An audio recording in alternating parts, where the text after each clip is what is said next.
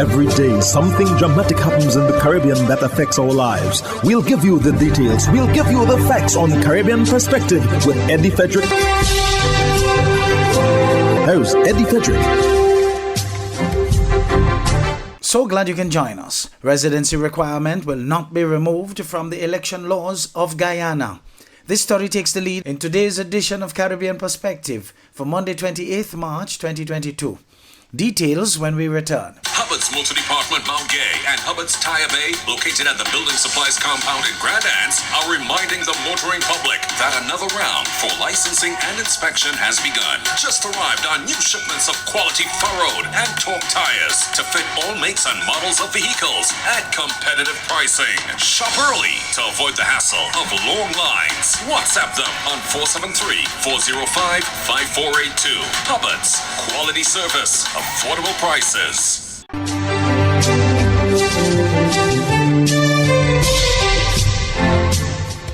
Welcome back. Guyana's Vice President Barrett Jackdew said the residency requirement will not be removed from the election laws, noting that the High Court has already pronounced on that matter. Gordon Mosley of News Source Guyana tells us more. As the opposition continues to hammer on the issue of a new and clean voters list and for some changes to be made to the Representation of the People's Act, the Vice President has declared that the government is not buying some of the points of the opposition. So I don't trust them. We're not tying no bundle with them.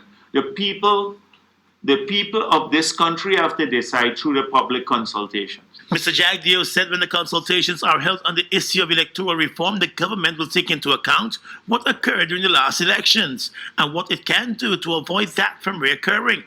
He said while there have been concerns raised about the makeup of the Elections Commission, the same formula has been working.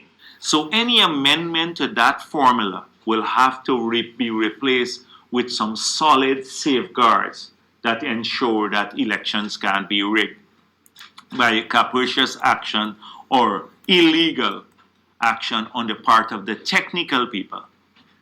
So we still have an open mind, but that is not going to happen by us sitting down with APNU and deciding on this. On the matter of dialogue and inclusivity and power sharing, the Vice President said his government will not be duped.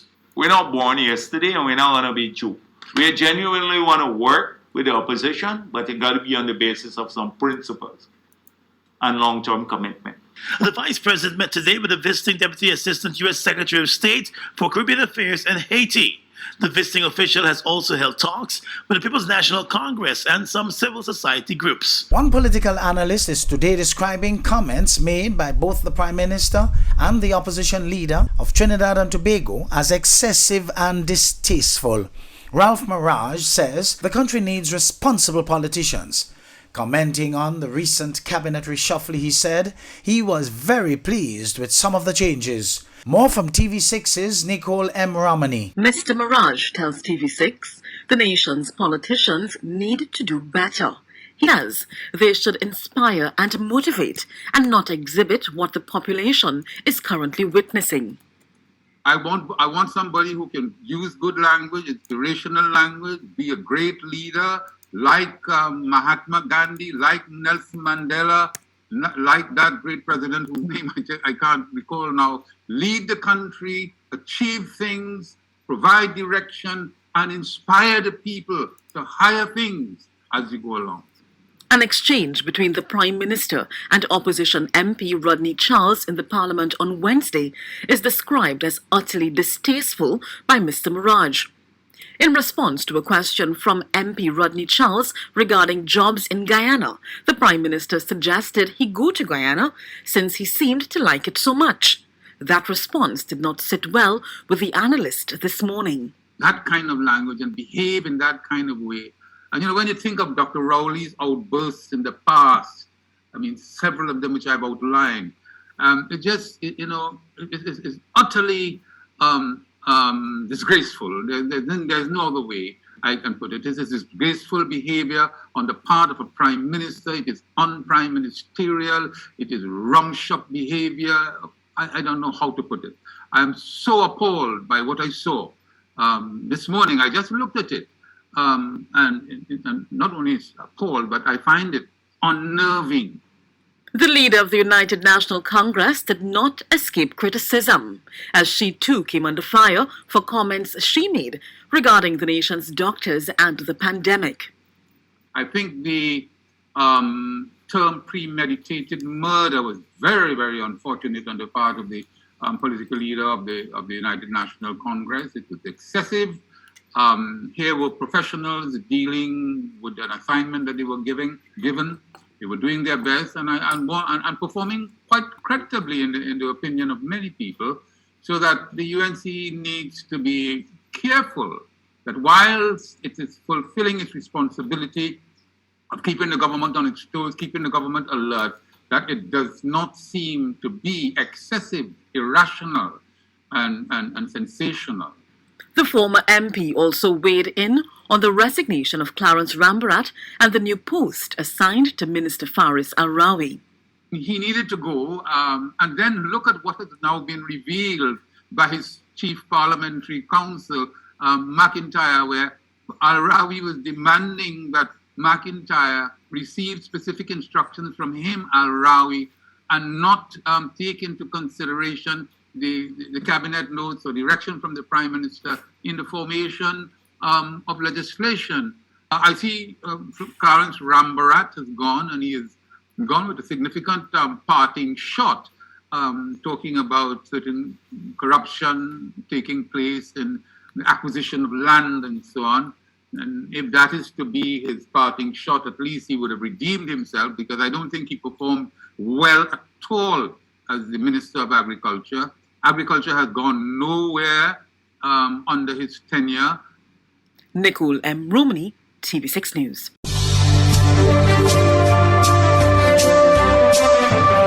You're listening to Caribbean Perspective with Eddie Frederick.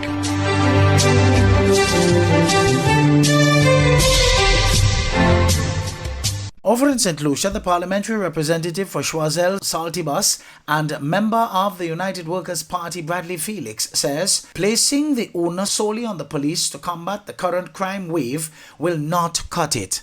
Last Thursday's UWP press conference focused on crime. Don Nicholas of the DBS News World reports. Parliamentary representative for Choiseul Saltibus and a member of the United Workers' Party Bradley Felix lamented that to date 17 young men have fallen victim to gun violence for 2022, prompting him to call for a national consensus to tackle the issue. He says passing the buck onto the Royal St. Lucia Police Force is not good enough. While admitting that the law enforcement agency must play its part, he called on the government to lead by example. On that note, he expressed disappointment over what he described as the failure on the part of the current administration to articulate a comprehensive plan to deal with this deadly scourge. It is the political leaders that must take the lead and chart a strategic path forward by creating the enabling environment. So believe me when I tell you that I am disappointed that this government has failed to articulate a comprehensive plan for crime after assuming office for 9 months. Passing the buck is not good enough. Yes, the police can do more, but the government must lead. The former minister also took issue with government's decision to expunge the records of persons convicted for COVID-19 protocol breaches, a move described as a slap in the face for the police and one which Mr. Felix regards as sending the wrong signal to the criminal elements. Instead, what did we see? Their first course of action was to expunging records. This sent the wrong signal to our community and gave the impression that the society was on its way to becoming a lawless state, one void of respect of law and order. In the view of the public, the government expunging the records of its friends. Former National Security Minister Herman Gill Francis called for greater measures to assist the police to combat crime in all its forms. Among the recommendations are the mobilization of assistance of friendly governments to provide additional training for the police and furnish them with more equipment and weapons. The government must therefore be very cautious on how it navigates the international controversy between Russia and Ukraine. Now is not the time to make risky international diplomacy blunders. allowing Russians to apply to our CIP programs, while the rest of our Caribbean neighbors are doing the opposite, may well alleviate some of the international allies we need in this important fight. The opposition party called for a bipartisan approach to solving this social ill, as no one measure or any political party can do it alone. For the DBS News World, I'm Don Nicholas. Jamaica's Prime Minister Andrew Holness has put the British monarchy on notice that Jamaica will begin the process to remove the Queen as head of state. Kalisha Williams of TVJ News filed that story. Day 2 of the royal visit, which has been clouded by controversy, and Jamaica House was the first stop for Prince William and his wife Kate. The prince came face to face with Prime Minister Andrew Holness and arguably one of the most pressing issues of the royal tour, Jamaica's plan to break ties with Britain. Jamaica is, as you would see, a country that is very proud of our history, very proud of what we have achieved, and we are moving on, and we intend to attain in short order our development goals and fulfill our true ambitions next year. On a lighter note, the Duke and Duchess spent the rest of the morning interacting with teachers and students at the Shortwood Teachers College in St. Andrew. It is so wonderful to hear your ideas and enthusiasm for teaching and the hopes you have to influence the lives of young people. And while there was a cloud of doubt over whether or not the Duke and Duchess would have been welcomed in Jamaica, it's clear that for some, this trip has some importance. What do we hope to achieve? This is international recognition for our country and what we're doing.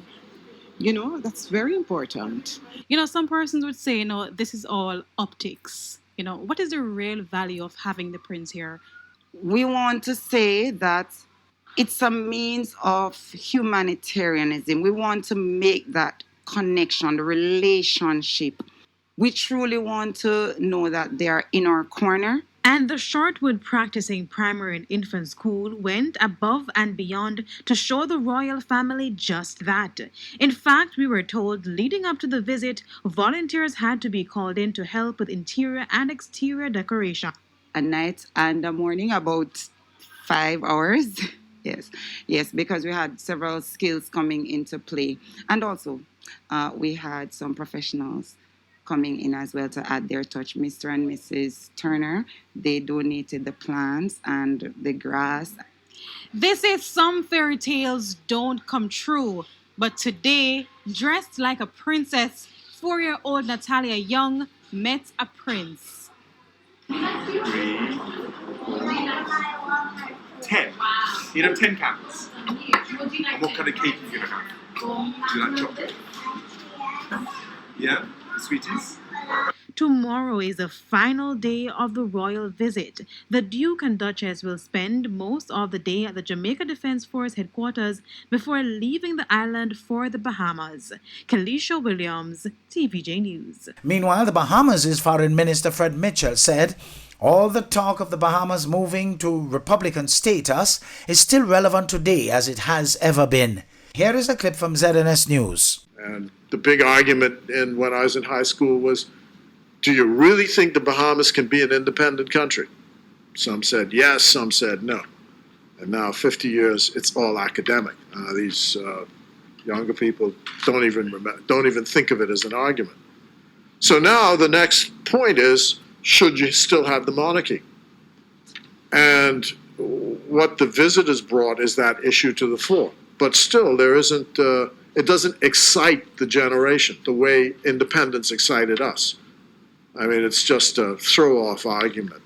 But, really, nobody's quite enthralled by the argument of fighting for it. Hubbard's Motor Department Mount Gay and Hubbard's Tire Bay, located at the Building Supplies compound in Grand Anse, are reminding the motoring public that another round for licensing and inspection has begun. Just arrived on new shipments of quality furrowed and torque tires to fit all makes and models of vehicles at competitive pricing. Shop early to avoid the hassle of long lines. WhatsApp them on 473-405-5482. Hubbard's, quality service, affordable prices.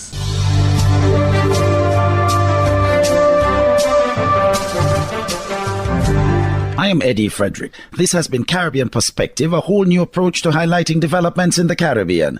In the meantime, please continue to log on to CaribbeanPerspective.com for more daily news and more.